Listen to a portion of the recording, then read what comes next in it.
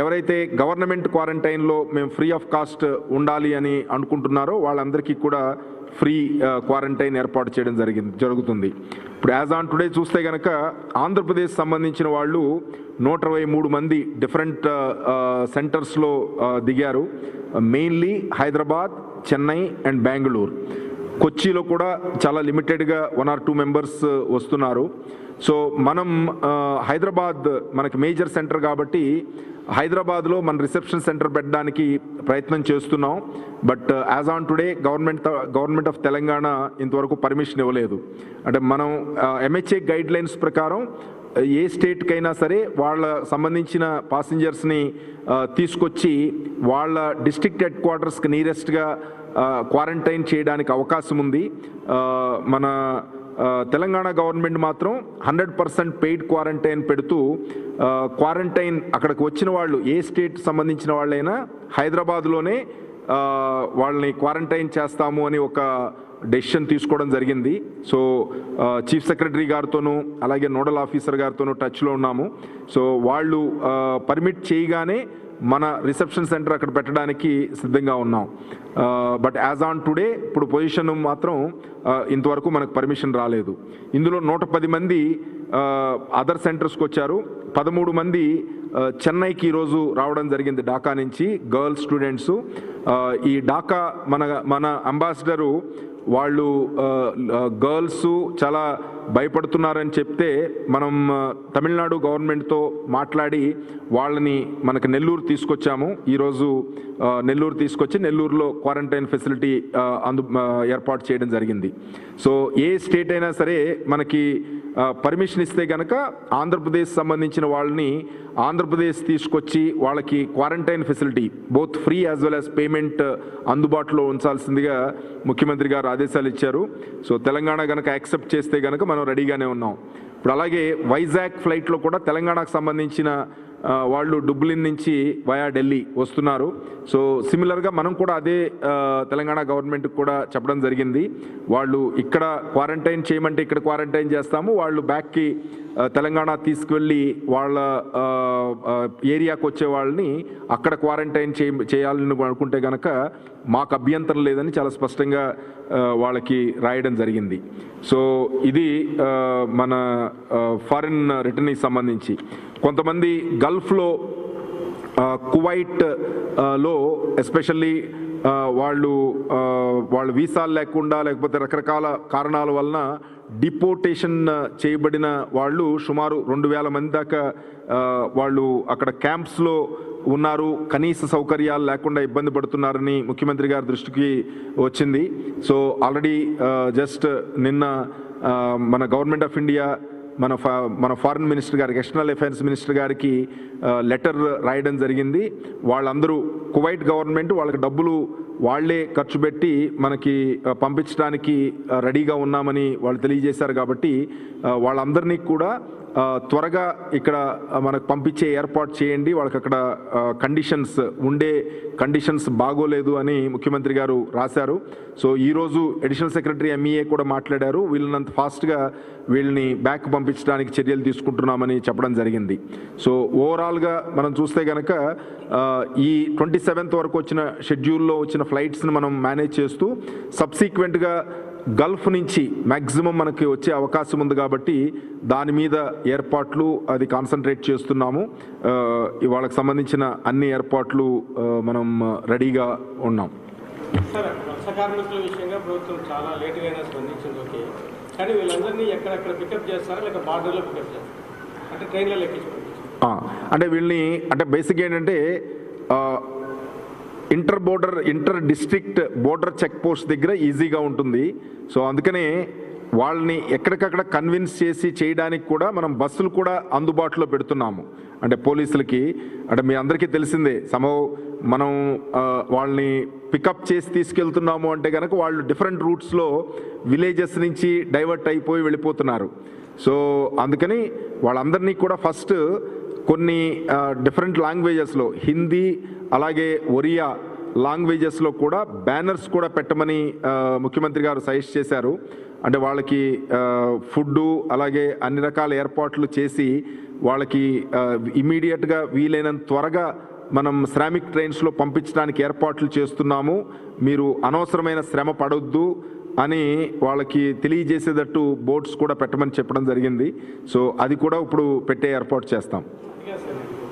వాళ్ళని బార్డర్ వరకు వాళ్ళు నడుచుకుంటూ వెళ్ళాల్సిందేనా, బస్సులు ఏమైనా పికప్ చేసి బార్డర్ వరకు నేను ఇందాక అదే చెప్పాను, బోర్డర్ వరకు పంపించడం అనేది it is not a correct policy. ఎందుకంటే వాళ్ళు యాక్సెప్ట్ చేయకపోతే కనుక అంత బోర్డర్ దగ్గర మొత్తం అంతా స్టక్ అవుతారు. కాబట్టి మనం ఎక్కడికక్కడ మనం పికప్ చేసి నియరెస్ట్ మన రిలీఫ్ సెంటర్స్లో పెట్టి వాళ్ళని మన శ్రామిక్ ట్రైన్స్ ఎంబార్కేషన్ పాయింట్స్ దగ్గర ఫ్రీగా ట్రాన్స్పోర్ట్ చేసి ఎక్కిచ్చే ఏర్పాటు చేస్తున్నాం. ఇప్పుడు బోర్డర్ దాకా వెళ్ళిన సపోజ్ బీహార్ వెళ్ళాల్సిన వాళ్ళు ఉన్నారు, ఇప్పుడు మనం బోర్డర్ దాకా ఒరిస్సా బోర్డర్ దాకా వదిలేస్తాము, మరి ఒరిస్సా అంతా మళ్ళీ వాళ్ళు నడవాల్సిందే కదా. సో అలా కాకోకుండా కాన్ఫిడెన్స్ క్రియేట్ చేయడానికి బ్యానర్స్ అవి పెట్టి వాళ్ళ లాంగ్వేజ్లో మిమ్మల్ని మేము సేఫ్గా మీ ప్రాంతాలకి చేర్చడానికి ఏర్పాట్లు చేస్తున్నాము అని కౌన్సిలింగ్ చేసి వీళ్ళకి ఫస్ట్ ప్రయారిటీ ఇస్తూ, ఎవరైతే రిలీఫ్ సెంటర్స్లో మనం తీసుకెళ్ళామో ఆ పర్టికులర్ స్టేట్కి వెళుతున్న శ్రామిక్ ట్రైన్స్లో వీళ్ళకి ఫస్ట్ ప్రయారిటీ ఇస్తూ వాళ్ళని ఆ ట్రైన్స్లో పంపించే ఏర్పాటు చేయడానికి ఏర్పాటు చేస్తున్నాం.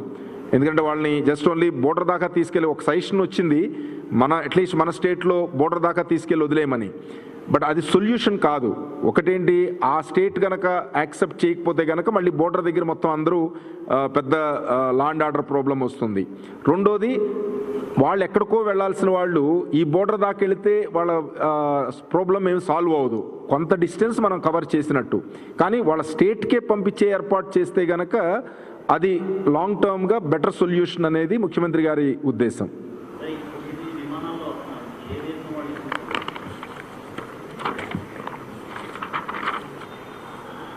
సో అంటే UAE, Philippines, Saudi Arabia, Qatar, UK, Kuwait, Malaysia, Saudi Arabia నుంచి 2 ఫ్లైట్స్ ఉన్నాయి ఈ 9లో. యుఏఈ నుంచి ఒకటి ఉంది, ఖతర్ నుంచి ఒకటి ఉంది, అలాగే ఫిలిప్పీన్స్ నుంచి ఉంది, మలేషియా నుంచి ఉంది, ఐర్లాండ్ డుబ్లిన్ ఎయిర్పోర్ట్ నుంచి via Delhi, Vijayawada. So 9 flights different areas నుంచి వస్తున్నాయి. అఫ్కోర్స్ మనందరికీ తెలిసిందే, గల్ఫ్ వెదర్ యుఏఈ కానీ, సౌదీ అరేబియా కానీ, కువైట్ కానీ, ఇవి చూస్తే కనుక ఆల్మోస్ట్ 50% అక్కడి నుంచి వస్తాయి. బ్యాలెన్స్ 50% డిఫరెంట్ కంట్రీస్ నుంచి వస్తున్నాయి. సో ఈ 24 తర్వాత మళ్ళీ షెడ్యూల్ వస్తుంది. ఆ షెడ్యూల్ ప్రిపరేషన్లో ఉందని చెప్తున్నారు.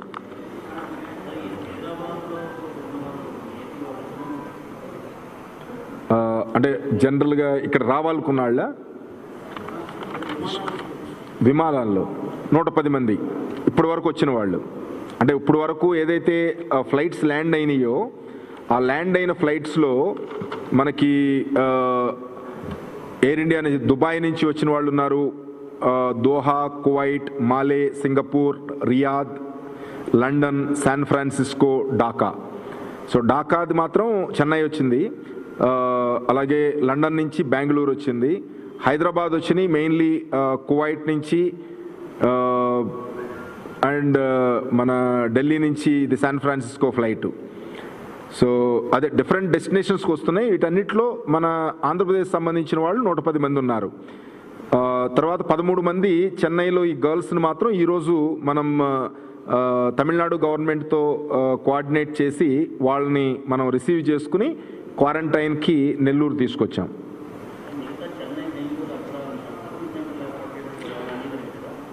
అంటే తమిళనాడు వరకు అంగీకరించారు. మన కర్ణాటక మీన్స్ మోర్ దాన్ 10 అయితే గనక మనం చెప్పాం, మోర్ దాన్ 10 అయితే గనక మేము రిసీవ్ చేసుకుని తీసుకొస్తాము అని. యాజ్ ఆన్ టుడే వాళ్ళ పాలసీ మాత్రం ఓన్లీ బెంగళూరులోనే క్వారంటైన్ చేస్తామంటున్నారు. సో ఇంతవరకు మోర్ దాన్ 10 ఫ్లైట్ రాలేదు. సో అది కూడా మేము పర్స్యూ చేస్తున్నాం. ఏదని అంటే కాల్ సెంటర్ బుక్ చేసుకున్న వాళ్ళకి ఎగ్జిట్ పాస్లు ఆల్మోస్ట్ అందరికీ కూడా మన కలెక్టర్స్ వెరిఫై చేసిన అందరికీ కూడా ఎగ్జిట్ పాస్లు ఇచ్చేస్తున్నాము. ఎగ్జిట్ పాస్లో ఏం ప్రాబ్లం లేదు. కాకపోతే ఆ పర్టికులర్ స్టేట్స్ కొంత కొన్ని స్టేట్స్ 100% మనకు కన్సెంట్ ఇచ్చినాయి, అంటే మనం డైరెక్ట్గా మనం ఇచ్చేయచ్చని. బట్ కొన్ని స్టేట్స్ మాత్రం వాళ్ళ వెబ్సైట్స్లో అప్లై చేసి వాళ్ళ పర్మిషన్ ఉంటేనే స్టార్ట్ అవ్వమని చెప్తున్నారు.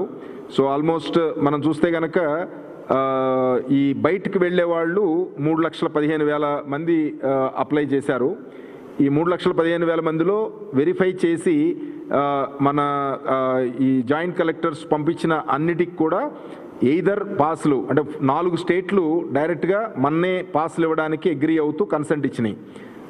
Orissa, Maharashtra, of course Telangana and north eastern states అన్నీ కూడా.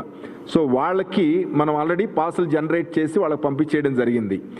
కొన్ని స్టేట్స్ ఎస్పెషల్లీ మన చుట్టుపక్కల చూస్తే కనుక తమిళనాడు, కర్ణాటక ఈ రెండు మాత్రం వాళ్ళ స్టేట్ వెబ్సైట్లో వాళ్ళు రిజిస్టర్ చేసుకుంటే మాత్రమే, వాళ్ళు ఇస్తే మాత్రమే రావాలని ఇచ్చారు.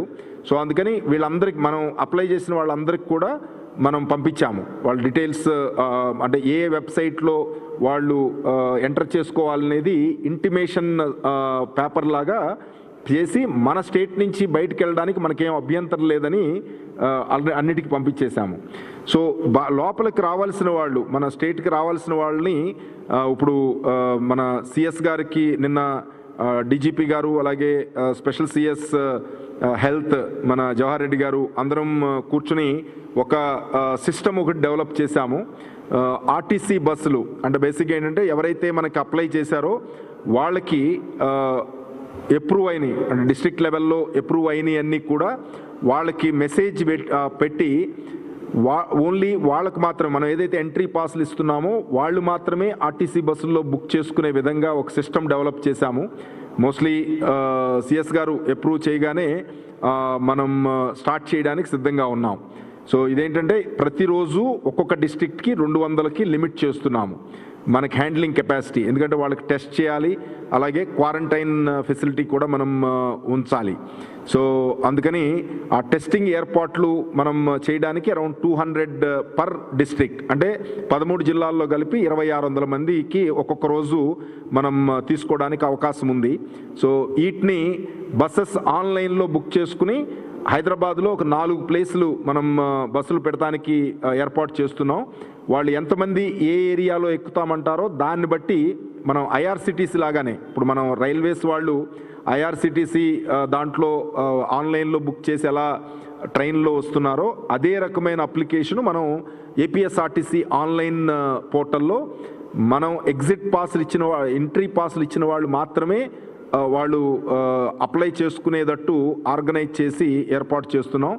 డెఫినెట్గా ప్రతిరోజు 2,600 అనేటప్పటికీ ఒక 1 వీక్ 10 డేస్లో మేజర్ ఇదవుతుంది. అంటే మనం క్వారంటైన్ చేస్తున్నాం కాబట్టి అందరూ కూడా ఉత్సాహంగా రాలేకపోవచ్చు. బట్ ఇప్పుడున్న సిచ్యువేషన్ మళ్ళీ తర్వాత ఎంహెచ్ఏ ఫర్దర్ గైడ్ లైన్స్ ఇచ్చిన తర్వాత మళ్ళీ గైడ్ లైన్స్ మారుతాయి.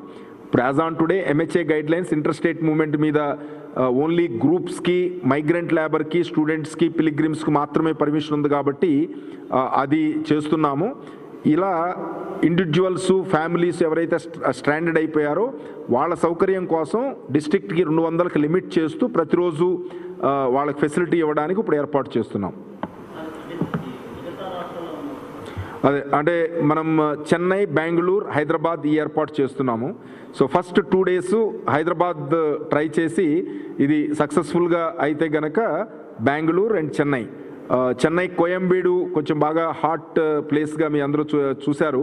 సో మన జనరల్గా మన బస్సులు స్టార్ట్ అయ్యేది కూడా చెన్నైలో కోయంబేడు నుంచే. అందుకని ఏంటంటే అది 3rd ఫేజ్లో పెడదామని first Bengaluru and Hyderabad first ఫేజ్లో తీసుకుంటాము. తర్వాత చెన్నై కొంచెం ఈ హాట్ జోన్ కాకోకుండా బాగా కంటైన్మెంట్ ఏరియాస్ కాకోకుండా ఉన్న ఏరియాస్లో ఐడెంటిఫై చేసి టైఅప్ చేయడం జరుగుతుంది. సో ఇంకొక చిన్నది, మనం కోవిడ్ ఈ కంట్రోల్లో భాగంగా మన ట్రాన్స్పోర్ట్ డిపార్ట్మెంట్ సైడ్ నుంచి డ్రైవర్స్ అందరికీ కూడా ఎడ్యుకేట్ చేయడానికి, అంటే మనం వాళ్ళు ఇండివిజువల్గా మనం వాళ్ళు ఎలాంటి జాగ్రత్తలు తీసుకోవాలని తెలియచేయడానికి ఒక పాకెట్ బుక్ లాగాను, అలాగే తెలుగులో వాళ్ళకి ఈజీగా ఎక్స్ప్లెయిన్ చేయడానికి. సో అంటే జస్ట్ పిక్చోరియల్గా వాళ్ళకి ఈజీగా అర్థం కావడానికి ఒక పాంప్లెట్ మనం ఈ టైప్ ఆఫ్ ఈ పాంప్లెట్ మనం తయారు చేయడం జరిగింది. సో ఇందులో ఈ కోవిడ్కి సంబంధించి వాళ్ళు పర్సనల్గా ఎటువంటి జాగ్రత్తలు తీసుకోవాలి అంటే మనం ఒక కిట్ కూడా ఇస్తున్నాం డ్రైవర్స్కి. అంటే శానిటైజేషన్ బాటిల్ శానిటైజ్ చేసుకోవడానికి బాటిల్స్, అలాగే మన గ్లౌస్, మాస్కులు అవి ఇస్తుంతో పాటు ఇది అంటే వాళ్ళకి ఈజీగా ఉంటుందనే ఉద్దేశం ఉంది. ఇదేమో మామూలు జనరల్గా అవేర్నెస్కి, వాళ్ళకి ఈజీగా జేబులో పెట్టుకోవడానికి ఉపయోగపడేటట్టు ఇలా చిన్న ఇది కూడా మనం తయారు చేసి ఇస్తున్నాము. ఒక్కొక్క డ్రైవర్కి ఇలాంటి కిట్ ఏర్పాటు చేసి అందులో వాళ్ళకి కావాల్సిన గ్లౌస్ కానివ్వండి, అలాగే మన ఫేస్ మాస్కులు కానివ్వండి, అలాగే శానిటైజ్ చేసుకోవడానికి రిపీటెడ్గా చేసుకోవడానికి బాటిల్ కానివ్వండి, అలాగే డెటాల్ సోప్స్ అంటే వాళ్ళు ఎప్పటికప్పుడు చేతులు అవి కడుక్కోవడానికి సోప్స్ కానివ్వండి. సో దీంతో పాటు వాళ్ళు ఎప్పుడన్నా ఈజీగా చూసుకోవడానికి ఈ రకమైన అంటే పిక్చోరల్గా ఉంది కాబట్టి వాళ్ళు ఈజీగా చూడడానికి ఈజీగా ఉంటుందనే ఉద్దేశంతో మన ట్రాన్స్పోర్ట్ డిపార్ట్మెంట్ తరపు నుంచి డ్రైవర్స్కి అందుబాటులో ఉండేటట్టు ఏర్పాటు చేస్తున్నాం.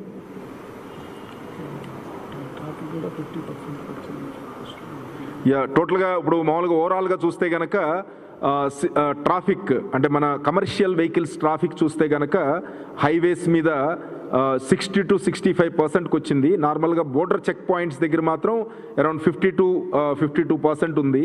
బట్ ఇంటర్నల్గా చూస్తే, ఎందుకంటే మన స్టేట్లో మూమెంట్ చాలా ఎక్కువ ఉందని తెలియడానికి మన ఇంటర్ స్టేట్ బోర్డర్ చెక్ పాయింట్స్తో కంపారిటివ్గా చూస్తే కనుక within the state highways మీద ట్రాఫిక్ ఎక్కువ అయ్యింది. సో ఆటోమేటిక్గా 65% వరకు మనకి national highway authority of India maintain చేసే టోల్ గేట్స్లో ప్రయర్ టు లాక్డౌన్ ఉన్నదానికి ఇప్పుడు దానికి కంపారిటివ్గా చూస్తే కనుక 65% అయ్యింది. ఇంటర్ స్టేట్ బోర్డర్ చెక్ పాయింట్స్లో అరౌండ్ 40 to 55% అవుతోంది. అంటే దట్ ఇండికేట్స్ మన ఇంటర్నల్ ట్రాఫిక్ బాగా మూవ్ అవుతోంది అని. Within the state one destination నుంచి వన్ డెస్టినేషన్కి వెళ్ళే ట్రాఫిక్ యాక్టివ్గా ఉంది అని. సో ఇది త్వరలోనే మళ్ళీ ఫర్దర్గా MHA కూడా గైడ్ లైన్స్ ఇస్తుంది కాబట్టి దీంతో ఇంకా కొంచెం యాక్టివిటీ స్టార్ట్ అవుతుందని ఎక్స్పెక్ట్ చేస్తున్నాం.